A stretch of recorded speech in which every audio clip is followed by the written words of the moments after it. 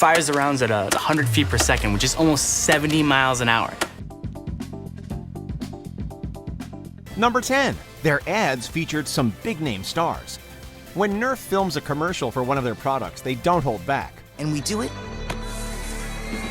because we can. Their advertising department knows what kids want. NERF ads from the 90s, however, remain arguably their most memorable. Not only did they have their finger on the pulse of pop culture trends, but the casting director also had a real eye for talent. NERF commercials that aired in the 90s featured a number of actors that would go on to become big stars. One such ad follows actor Seth Green having fun with a NERF slingshot at the mall. Babe alert. Target located. Consequently, we can hit on them. Long distance! You gotta love it. Another sees 90s icon Devon Sawa leading an all-out NERF war. Time to choose! Of course, NERF has been making memorable commercials dating back to the 70s, when they brought the Monkees on board to promote the NERF ball. A NERF's a NERF. Number 9. The blasters boast some impressive stats. With motorized rapid-fire blasting, it shoots up to 75 feet and fires 18 darts in just 6 seconds. Impressive. These dart guns might be toys, but they've still got some serious firepower. Performance varies quite a bit across the range of models, but the relative constant is speed. You're hard-pressed to find a NERF blaster that clocks in at lower than 30 miles per hour. That's a pretty impressive baseline. But then you start looking at some of the more powerful models, the stats are downright staggering. When more ways to blast keeps you battling. It's NERF or nothing. Some models can fire darts at speeds of over 50 miles per hour. Toys or not, their blasters are true feats of engineering. The N-Strike Elite series fire up to 75 feet, while the N-Strike Mega Blasters boast a range of 100 feet. Vortex discs can go even further. Vortex, all new advanced disc blasting for intense action and XLR technology for extreme distance. As if that's not impressive enough, the Hailfire can shoot 144 darts in 30 seconds. This means that a fully loaded Hailfire will give you an unprecedented endurance advantage on the battlefield. Number 8. The origins of the NERF name aren't as wacky as you might think. That's what we've been trying to tell you, Mike. It's serious down there. We do dangerous stuff, man. This is shenanigans, foolishness. NERF ball. Turns out that NERF wasn't always synonymous with bruise-free fun with guns. The general consensus on the internet seems to be that NERF stands for non-expanding recreational foam. While that makes sense, other credible sources, including the creator of the first NERF product, point to more obscure origins, namely the wacky world of racing. Yeah! Own you! Own you! In 1950s hot rodder slang, to NERF someone was to nudge them off their course with your bumper. From this, NERF bars became slang for custom bumpers in general, and can now be applied to various types of protective bars, including the foam padding on off-road vehicles. Basically, NERF is synonymous with avoiding damage, in this case through the use of foam. Sounds about right. Still getting used to it. Number 7. The same dude who invented Twister is also responsible for NERF. Jay, we're playing Twister. What's up, Jay? Hey, quit touching my butt. Apparently, creating a game where people rub against one another while trying to match various body parts to colored circles wasn't enough for inventor Ren Geyer. 2 years later, in 1969, the Hasbro Hall of Famer created a 4-inch ball that could be thrown at anything and not cause damage. You could pitch it right at your friends' faces and it wouldn't even leave a mark. Throw it around indoors. You can't damage lamps or break windows. Like Twister, NERF broke a long-standing rule. No throwing balls in the house. The main selling point of this ball was that it wouldn't hurt, no matter how hard you flung it. And this apparently thrilled American children everywhere. Originally, Geyer was using the foam in a game with actual rules, but that inevitably devolved into vigorous ball chucking.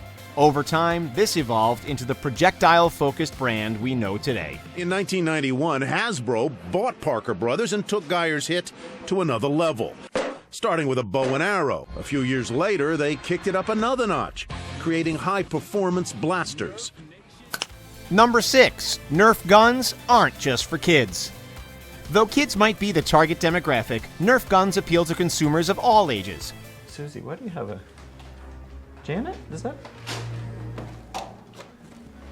What's going... What do you guys... What are you doing? Given the popularity of paintball and shooter video games, it's not surprising that some people continue to recognize the appeal of these projectile-based toys well into adulthood. It turns out that it's a large enough demographic that the company actually has a line of blasters specifically tailored towards teens and grown-ups. The NERF Rival Blasters boasts top-of-the-line precision and more power, and are intended to be used in the context of competitive play. It fires the rounds at 100 feet per second, which is almost 70 miles an hour. Considering how pricey NERF guns can get, a paycheck certainly helps. Some of the more powerful NERF products released over the years have retailed around the $100 mark. Discontinued models can go for upwards of $500. Number 5. NERF is making a fortune.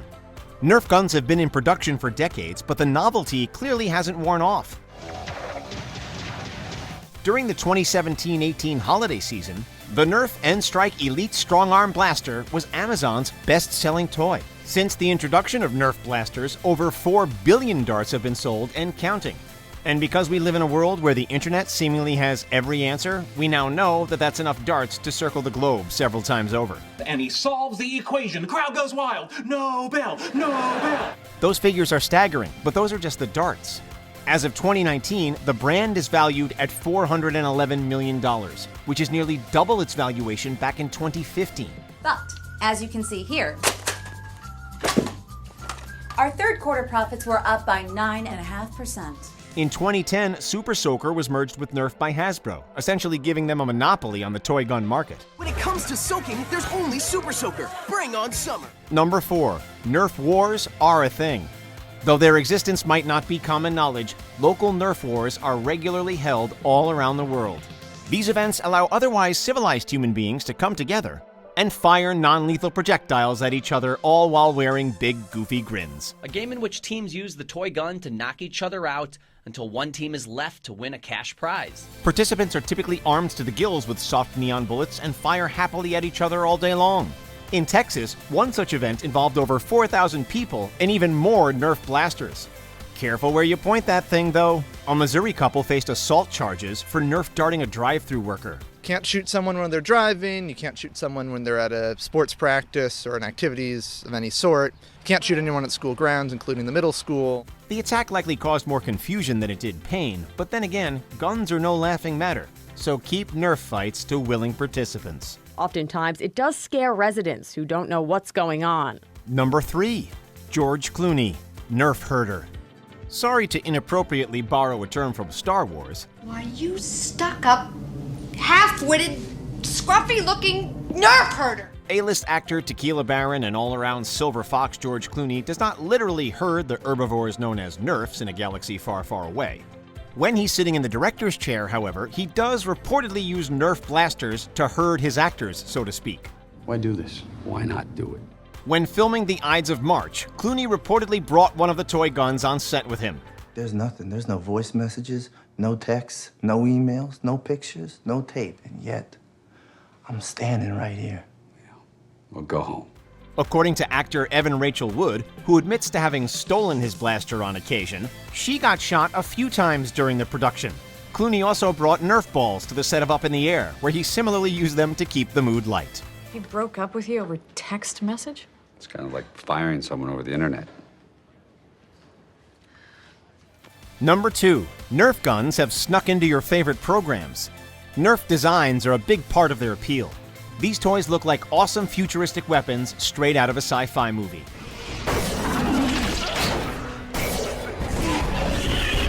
As it turns out, the people working behind the scenes in the world of television and film agree, as NERF blasters have actually been used in a number of productions. Get away from my family! Put it down! Put it down! Terra Nova, reportedly one of the most expensive shows ever made, used repainted NERF guns to replicate actual firearms. Mega Piranha, Hunter Prey, and the ABCs of Death have also used modified NERF guns to stand in for various on-screen weapons.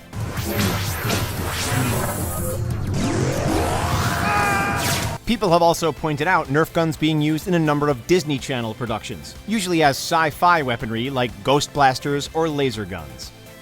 Before we unveil our top pick, here are a few honorable mentions. The company produces over 445 million darts annually. That's a lot of darts. Mom!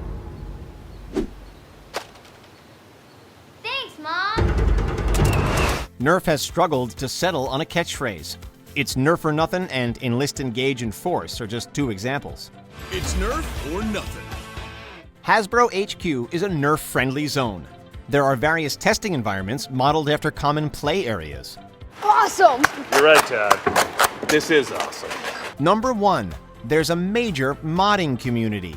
Though it's pretty cool to think of Nerf blasters being used on the big screen, prop designers aren't the only ones getting creative. There's an entire Nerf subculture that does it every day.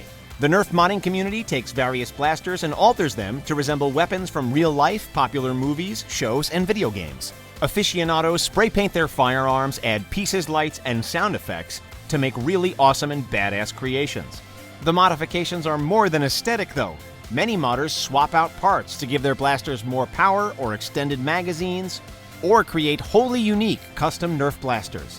The company does not endorse modding given the inherent risks, but that has by no means slowed down the growth of the community. Do you agree with our picks? Check out this other recent clip from WatchMojo, and be sure to subscribe and ring the bell to be notified about our latest videos.